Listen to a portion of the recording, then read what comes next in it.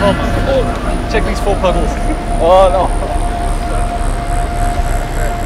Oh no.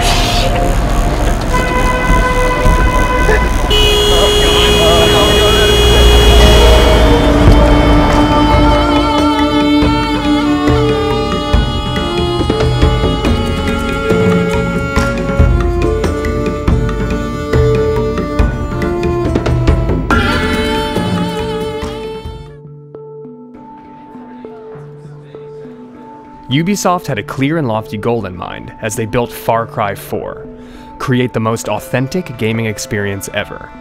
The dedicated developers in Montreal were step 1. Immersion in the game's inspiration, the Himalayas, was step 2. It was imperative to see the people, places, and things that would help bring this game to life. Nepal also suggests like a lot of different kinds of environments, right? How are you going to feel going from sort of the virtual world that you have created into the new world that we're going to? In my head I have this Wikipedia idea of what Nepal is. I've been reading about what makes it the way it is right now, what's been happening over the last 10 years, the last 1,000 years. But I'm hoping that we can uncover something that isn't presented on the web. The expectations are going to be super high. After Far Cry 3, we really want to push it and bring it to the next level. It's super important that the environment you're in feels believable. Like you can look around and understand the space and it feels like a real place from the real world. So being able to go to some of those locations is super interesting and super useful, just to see how the ground crunches under your feet and just the tiny little textures like that. And we can try and bring that extra level of authenticity to it.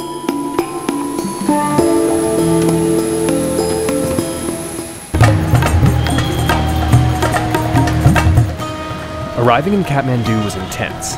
The end of the Nepali Civil War meant a mass migration into the city, and with it came mass pollution, overpopulation, and the sense that an ancient city wasn't ready for modernity to be thrust upon it. Everyone seemed to be experiencing that sensory overload, too. It's visually super noisy. I'm having trouble processing everything that I'm seeing because I'm trying to remember it all. I'm like, that's useful.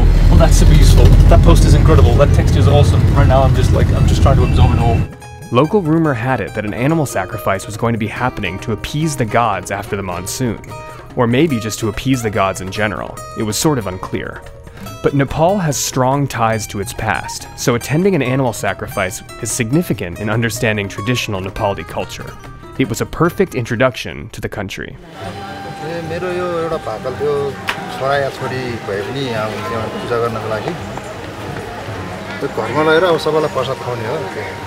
So we've made it to Dakshina Kali Temple, where the goddess Kali asks for blood sacrifice from her devotees. That face is the face only a Kali could love.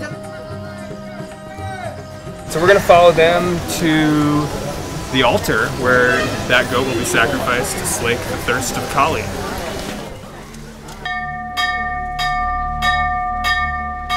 It was certainly a normal cultural moment, but for a second, everything got pretty quiet.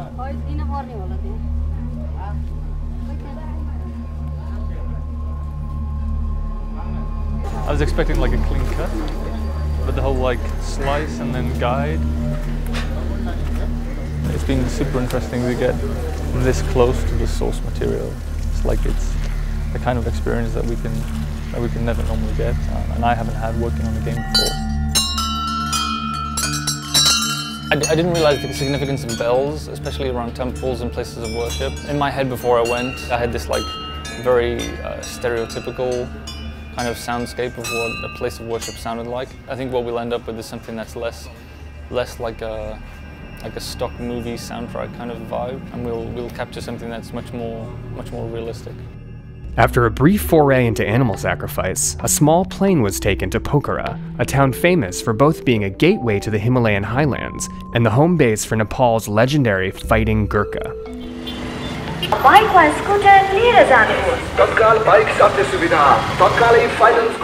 The legend of the Gurkha inspired the warriors created in the game.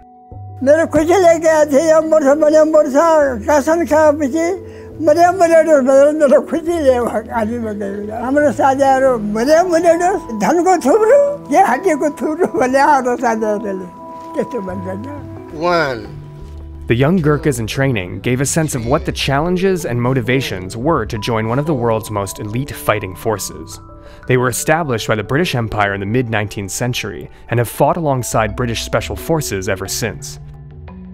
It's often said, if a man says he's not afraid of dying, he's either lying or is a Gurkha. Mark and Phil, you guys studied Gurkhas a lot as you were developing the game, right? Yeah. And so what is it like now actually meeting young dudes who are trying to be Gurkhas? It's interesting to meet the personalities behind that, just to see how dedicated people are to actually achieving that. Like these guys will try year after year after year to get in. The dedication is pretty intense. I have been trying British Army for 4 times, and this is my last time. Gurkhas are very closely associated with the kukri, a curved do-it-all weapon that's been referred to as the Gurkha blade.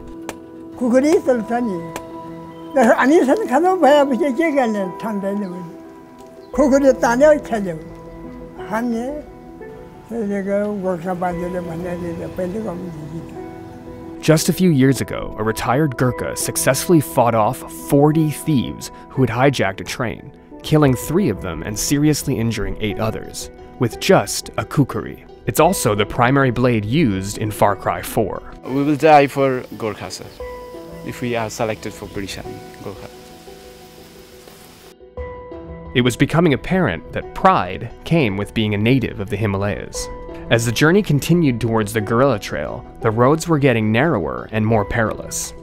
The conversations with the young Gurkhas weighed heavily on everyone's minds.